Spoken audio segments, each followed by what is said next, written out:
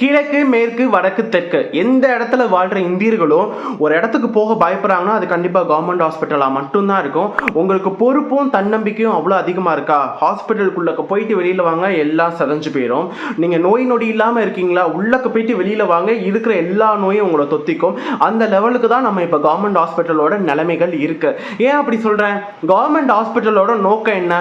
மக்களுக்கு ஃப்ரீயாக மெடிசன்ஸ் போகணும், எல்லாருமே நோய் நொடி இல்லாமல், எல்லாருக்கும் பாரபட்சம் இல்லாமல் அவங்க எல்லாருமே ட்ரீட்மெண்ட் பண்ணணும் தான் கவர்மெண்ட் ஹாஸ்பிட்டலோட நோக்கமே. ஆனால் அது கரெக்டாக சர்வ் ஆகுதான்னு கேட்டிங்கன்னா எல்லா மக்களுக்கும் போய் சேரதும் இல்லை, ப்ராப்பராக இருக்கிறதும் இல்லை.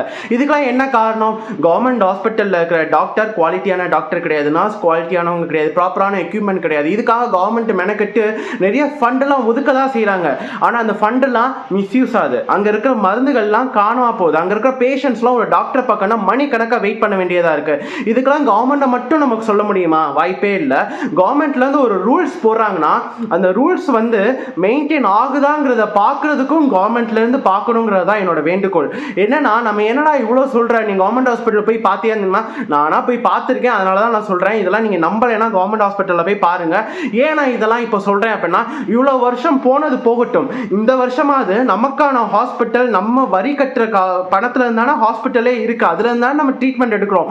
அந்த ஹாஸ்பிட்டல் இனிமே மக்களுக்கான ஹாஸ்பிட்டலாக இருக்கும். அது எந்த கட்சினாலும் பரவாயில்ல, டிஎம்கே, ஏடிஎம்கே, டிவிகே, எந்த கட்சினாலும் பரவாயில்ல, ஆட்சிக்கு வரவங்க இதை கண்டிப்பான முறையில் தலையில் எடுத்துக்கோங்கிறது என்னோட வேண்டுகோள். உங்களோட ஒப்பீனியன் என்னங்கிறத மறக்காம கீழே கமெண்ட் பண்ணிட்டு உங்கள் ஃப்ரெண்ட்ஸ்க்கு ஷேர் பண்ணுங்கள். Let's make the things better by watch out the things that we are in NEET.